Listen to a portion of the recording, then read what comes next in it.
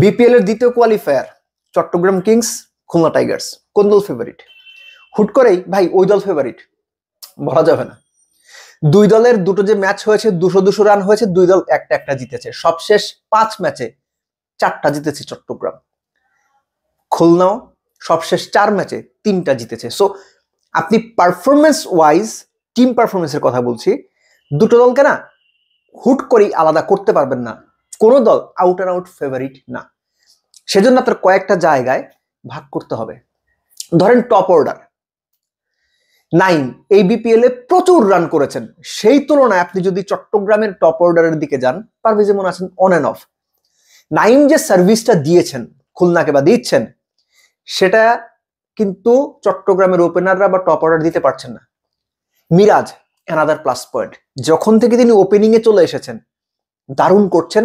এবং Khulna Tigers মিরাজকে opening স্লটে এনে, আমি জানি না বুদ্ধিটা কার, মিরাজের নিজের নাকি তালহা জুবায়েরের আমি জানি না, কিন্তু যে বা যাদেরই বুদ্ধি হোক দারুণ ভাবে কাজে লেগেছে। টপ অর্ডার যদি আমরা বিবেচনা করি, ডেফিনেটলি চট্টগ্রামের থেকে এগিয়ে থাকবে খুলনা।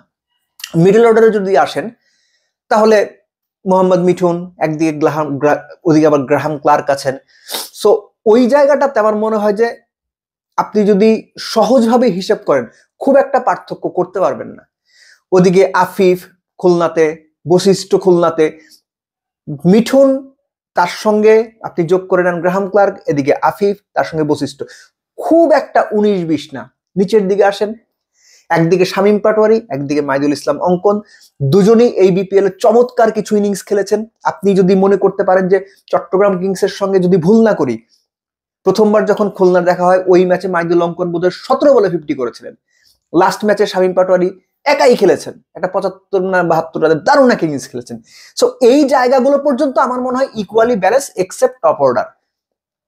আপনি যদি বোলিং এর দিকে আসেন,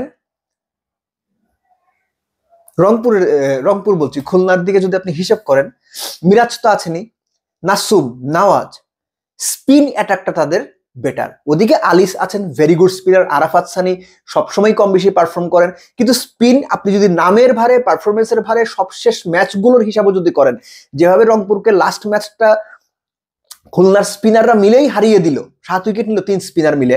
সো ওই জায়গা থেকে রংপুরের স্পিন অ্যাটাককে এগিয়ে রাখতে হবে। পেসের কথা যদি বলেন, আমি পেস অ্যাটাকের ক্ষেত্রে একটু হলেও এগিয়ে রাখবো চট্টগ্রামকে, কেননা শরীফুল অন এন্ড অফ, কিন্তু খালেদ ইজ আউটস্ট্যান্ডিং। এই বিপিএল এ খালেদ দারুণ বল করেছেন, রাইট চ্যানেলে বল করা, এবং সবচেয়ে বড় কথা তার কিন্তু অত ভ্যারিয়েশন কিংবা অত পেস নেই। ভালো জায়গায় বল করে, শুধুমাত্র ভালো জায়গায় বল করে অপোনেন্টকে যে ভরকে দেওয়া যায়, খালেদ সেটা করেই রেখেছেন। অন্যদিকে হাসান মাহমুদ তার কাছ থেকে যতটা প্রত্যাশিত তার সেটা তিনি করতে পারেননি। তাহলে ডিফারেন্সটা কোথায়? ডিফারেন্সটা করে দেবে বিদেশিরা। দুই ক্যারিবিয়ান, জেসন হোল্ডার এবং শিমরন হেটমায়ার। অনেকেই হয়তো মনে করছেন যে ফর্ম নাই, মাত্র অন্য জায়গা থেকে খেলে এসেছে। নো, দুই ক্যারিবিয়ান আমার কেন যেন মনে হচ্ছে খুলনার জন্য একটা এক্সট্রা বেনিফিট খুব ইম্পর্টেন্ট কোয়ালিফায়ার ম্যাচটাতে হতে যাচ্ছে। তারা কি করে আমি জানি না, দুজনেই শূন্য করতে পারেন, দুজনেই খুব বাজে পারফরমেন্স করতে পারেন, কিন্তু এই যে দুই ক্যারিবিয়ান, এরা হচ্ছে সত্যিকার অর্থে টি-20 মাস্টার। একটা পার্টিকুলার সিচুয়েশনে 2 ওভারে 20টা রান নিয়ে নেওয়া, 30টা রান নিয়ে নেওয়া, দুটো ছক্কা মেরে দেওয়া, একটা দারুণ ক্যাচ ধরে দেওয়া, এই কাজগুলো তারা করে ফেলতে পারেন। সো দুই দলের performance wise, individual player wise almost সমান সমান, নেক টু নেক। পার্থক্যটা যদি কেউ বা কোথাও হয়ে থাকে, সেটা হচ্ছে দুই ক্যারিবিয়ানের কারণে। দুই ক্যারিবিয়ান যদি ভালো করেন, সেই ক্ষেত্রে পাল্লা ভারী থাকবে খুলনার দিকে। যদি উল্টো হয়, তাহলে অন্যান্য সময় যেমন হয়েছে ম্যাচ ইভেন ওয়েতে এগোবে। এর সঙ্গে আপনি যোগ করে নিন মিরপুরের কোন উইকেটে খেলা হবে। যদি কালো মাটির উইকেটে খেলা হয়, তাহলে ডেফিনেটলি স্পিনিং অপশন হিসেবে খুলনা এগিয়ে থেকে ম্যাচ শুরু করবে। একই সঙ্গে কুয়াশা কতটুকু পড়বে এটারও বিবেচনার ব্যাপার আছে, কেননা খেলা শুরু হবে 6:30টায়। সো অনেক কিছু মিলিয়েই এই ম্যাচটার ইকুয়েশন, এবং ম্যাচটা এন্টারটেইনিং হবে বলেই আমার অনুমান।